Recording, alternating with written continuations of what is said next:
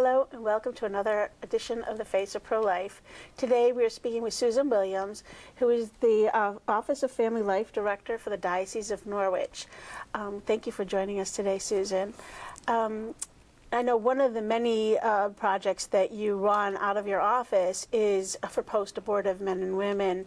And it's interesting because just today I was speaking to a woman she is post-abortive, and she's trying to help other post-abortive women.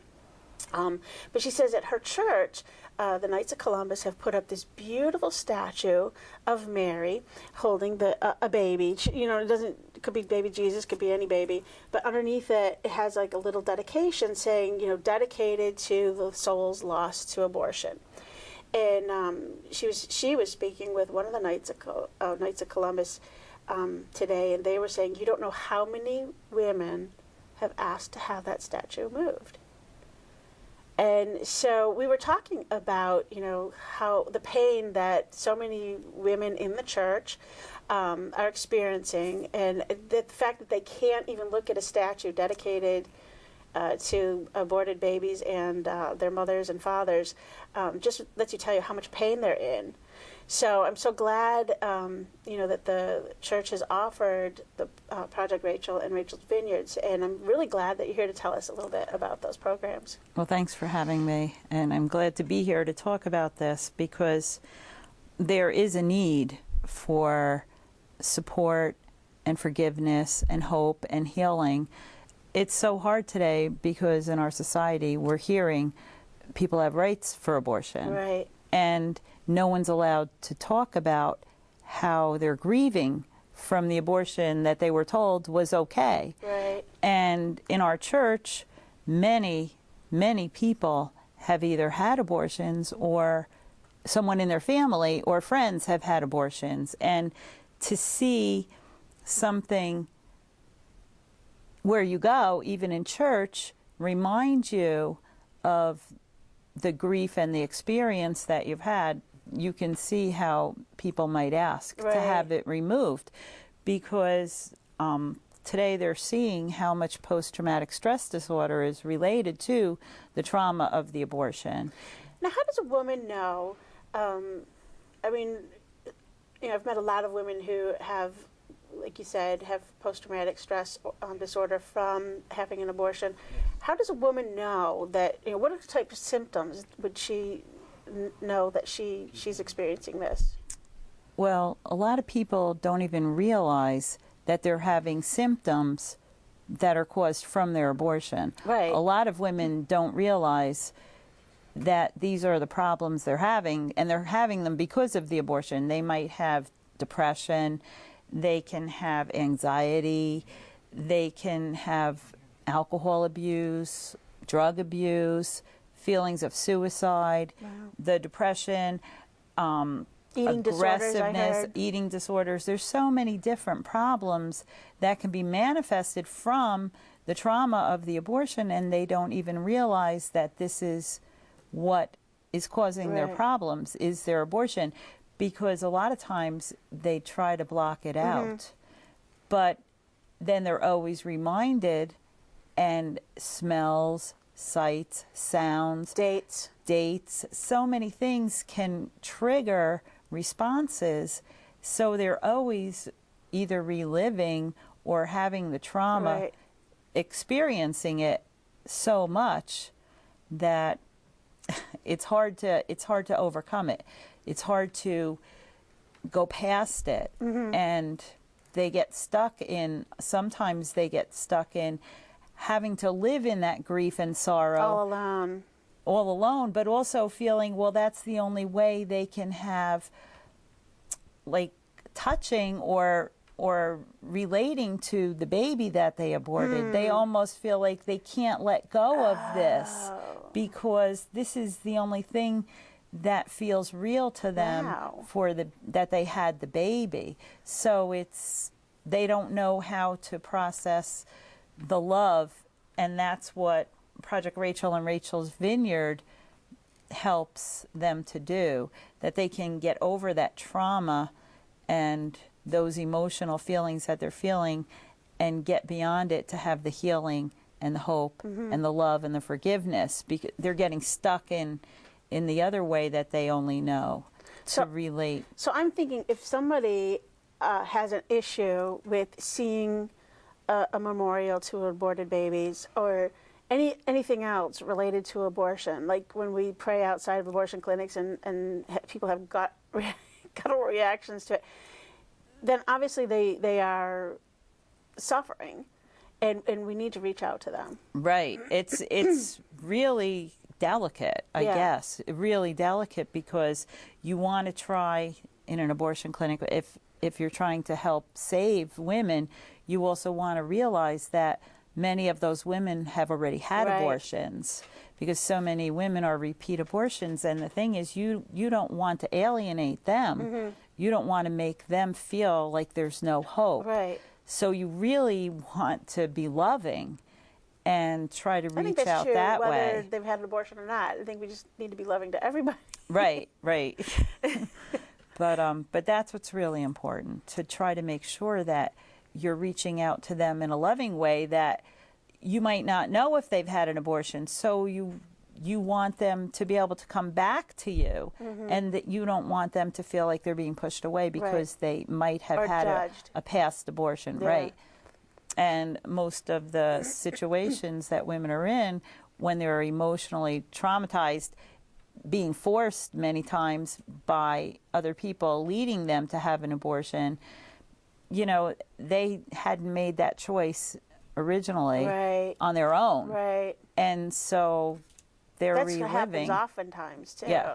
Even though we say we're pro-choice, it's really not really the woman who's choosing to have the abortion. Right. They're listening to a mother, a father, a friend, a boyfriend, a husband. So they're hearing all these people telling them to have the abortion and leading them into that abortion instead of them choosing it on their own. And now they've been put in a situation to have lived through the abortion and having the trauma alone.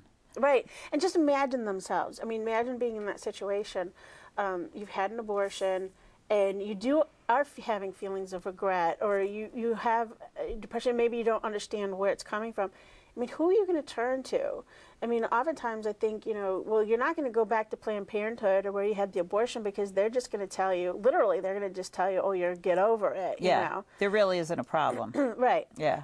Because they don't want there to be a problem. Because if they admit that there's a problem with abortion, then their whole business is caved in. And of course, you're not going to run over to the pro-life people, because you're going to think that they're judgmental, and that's why it's so important. But those are exactly the people that you need to turn to, because they're the ones with the tools, with the Project Rachel and Rachel's Vineyard. Tell us a little bit about Project Rachel. What is Project Rachel? Okay, Project Rachel is something that is from the Catholic Church. The Church reaches out for the women or men that have had an abortion, and the priests will be in the diocese on a local level, that someone can call up Project Rachel and ask to speak to a priest if they would like counseling, spiritual healing, confession, any time of the day or night, 24/7, any day. So the Project Rachel is something that's local, that's accessible, and it really helps with the women get over that trauma and know that there is help, there is healing, there is forgiveness, there is the mercy of God. That's the one thing that is going to help them heal, because they are stuck. A lot of people are stuck in that traumatized post-traumatic stress situation.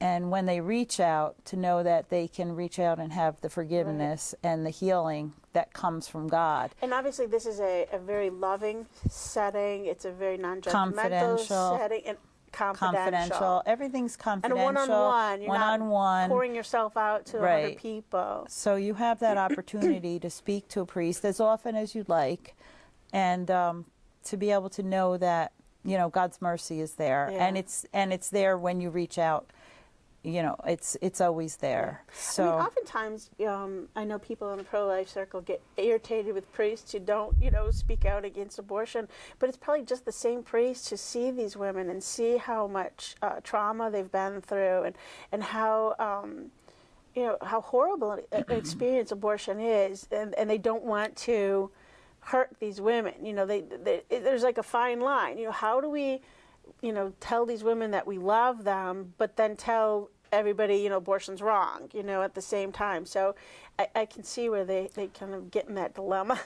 Well, that's the really good thing about the Project Rachel and the Rachel's Vineyard. I'll talk about the Rachel's Vineyard also, is some of the different, I guess, exercises that you would do in Rachel's Vineyard is going over the different gospel stories.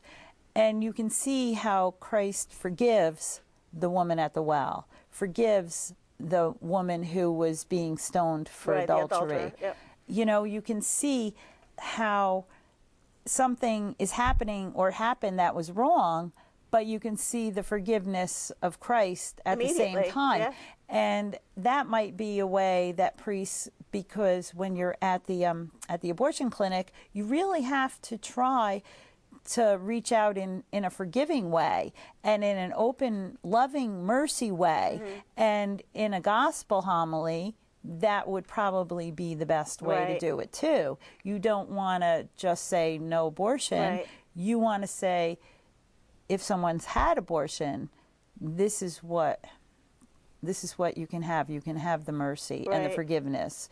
So all the gospel stories, that the prodigal son, so many different gospel stories are relating the forgiveness and the love, the unconditional love that God has for us. For all of us. For all of the stupid things that we do. So that's the one thing that, they can reach out without seeming like they're judgmental or condemning. Right. I mean, that's the biggest thing. That is the really biggest thing, is that women understand that they're not being condemned. Right. And so to come across in a gospel homily is really important, to come across without the condemning. And but to just see, like the statue you said, I mean, it's hard. It's hard. And that's the problem when you're going anywhere with the sounds, the sights, the smells, the things that trigger in your memory. Mother's Day. The anniversary of the abortion. So many things. Your due date, you can't forget. Right. We have a memory, and we're always going to remember. It's that healing and that forgiveness and that hope that needs to get you through the memories, and that's what the Rachel's Vineyard and the Project Rachel they do. So Project Rachel is if a woman feels like she's ready to talk about her abortion, she's ready to ask God for forgiveness, and she needs somebody to confidentially speak with. They call Project Rachel, and then you would basically set them up with a local priest who's been trained in this type of area, and then they basically would be available to them to speak with them and probably hear their confession and just really reach out and get that forgiveness and reconciliation. Right. And Project Rachel, now this is a little bit different. Rachel's Vineyard is a retreat weekend where men or women can go to. And it's the whole program is set up to be a place where people who have probably never been able to talk about and process the grief and the sadness and the sorrow that they're feeling. Women can go 5, 10, 20, 30 years with an abortion and not really even making connections of how their life is, relating it back to the trauma that they experienced from the abortion. A lot of people in today's society don't realize that they had the abortions and all their problems that they're experiencing in their emotional life are coming because of this trauma that they never processed. So Rachel's Vineyard weekend is a place where people can go that are very safe. They feel very safe, secure, and they're able to actually experience their grief and their emotions and their feelings that they've never been able to talk about before. And I'm sure it's a really comfortable setting because they're speaking with other people who have been through the same thing, and so they're right now realizing that they're not alone, that they're not the only ones who have experienced all this trauma and just grief from having had an abortion. Right. The weekends start Friday night and go till Sunday afternoon.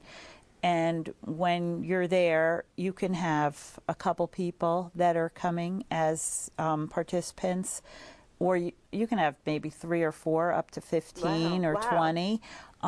You usually have about 6 or 7 people that are there, women that are actually the people working as the helpers at the Rachel's Vineyard retreat, and a priest is usually there for the whole time also.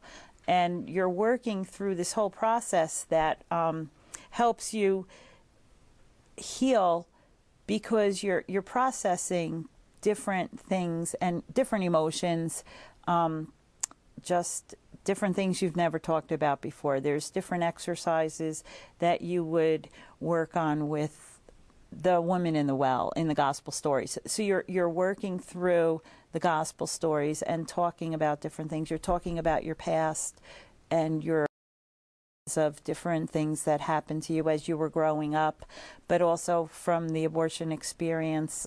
So you're processing these, talking about these, and you're also doing something that you've probably never thought about, which is naming your child, because this is your child. Your child is living forever, is in heaven with God. This child has eternal life with God. So sometimes people don't realize it. Their child that's aborted is actually a way that brings them back to God, which they might have never had a relationship before. Now, Rachel's Vineyard and Project Rachel actually brings them closer to God through that child. That child was the conduit to God taking something totally hideous and turning it into something beautiful. So naming the child is one of the things that you would do at a Rachel's Vineyard, and also having a memorial service, having a type of baptism where you're blessing the child. You're writing letters to your children, and you're talking to them, because you can talk to them now. They're in heaven. They can hear you. They're saints in heaven with God. So as we pray to saints, you can also pray to your child who has died and is in heaven. So being able to write letters and express yourself to that child that you have. It sounds like it's such a beautiful experience, and I know that I know many women who have been on the retreats, and they've all had positive things to say about it. So how do we reach the women, to get them to Project Rachel and Rachel's Vineyard? Well, trying to advertise the internet and through parishes, like people having things in the bulletins. In the bulletins, in the newspaper, the diocesan newspaper, but in the bulletins is very important, because sometimes it takes a while for someone to reach out to try to do something. They're afraid. Yeah. And a bulletin's something that they can read in private. They don't have to, be approached by anybody. But if they see this information, it might sit with them, like you say, for a while, and they might digest it, and then maybe one day they'll pick up the phone and call Project Rachel so that they can start the healing process. How do we make our parishes better conduits? I was with that woman that said that there's so many women in her parish that are offended by this statute. I suggested maybe having in the intentions, our daily intentions from the pulpit, saying prayers for the faithful, to pray for men and women who have been affected by abortion, that they find, healing in God's love. And is there other ways that we can try to reach out to them and let them know that, one, they're not alone, and that we're here for them? Well, I think just trying to get the word out to people that you know. Every one of us knows people in our family and friends that have experienced abortion, and just really talking about the healing that can come about and the forgiveness that can come about. I think just really emphasizing that. That's a good point. In talking to people that we know, but talking in a loving way. Right. I mean, that's the most important thing, because we all are sinners. We all sin. And, unfortunately. Yeah. And everyone has different sins, has different things, but this is something that is very traumatic and very sorrowful. Mm-hmm. And so to be just more sensitive is really the most important thing, I think. Yeah, I agree, because most women, like you say, either they're being coerced into having an abortion, or they're just lied to. Oh, it's just a blob of tissue, it's not a baby, you might cry for a couple of days. I mean, there's so many lies that go into getting the women into the clinics to have an abortion, that really, most of the time, the women are victims, and we can't judge them whether they're victims or not. That's really not our job, our role. But I noticed that you have these flyers. Is there any way that our audience could get the flyers into their parishes, or, like you said, if you know somebody who is post-abortive, this might be a good stepping stone to get them speaking about it. They can call the office, my office. They can talk to their parish, call up the rectory, ask them to call me, or they can call the Office of Family Life. And handing out pamphlets is a really good way, leaving them in different places. I know. This would be a great great thing to leave in, like, your obstetrician's office. Yeah, or the food store, just where they have things when you're walking in the door.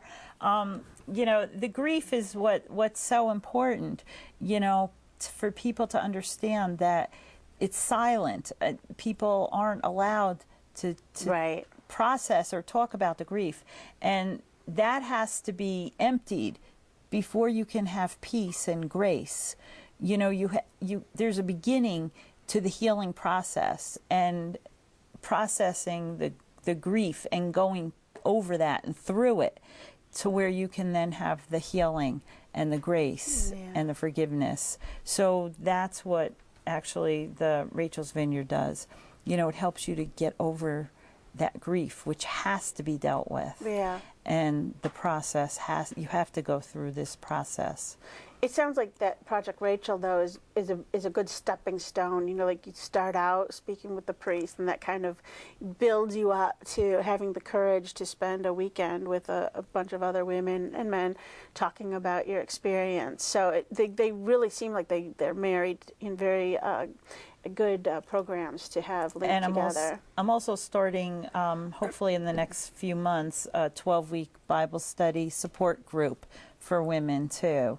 So that'll be 12 weeks in a row, trying to get this all organized, because people want to be able to share that support and love. So the 12-week Bible study hopefully will be out in the next couple months, that I'll be starting that. And where would they be able to find the information for that? In their parish bulletins, on the diocese newspaper, the website. The website, the parish bulletins, as soon as that gets organized.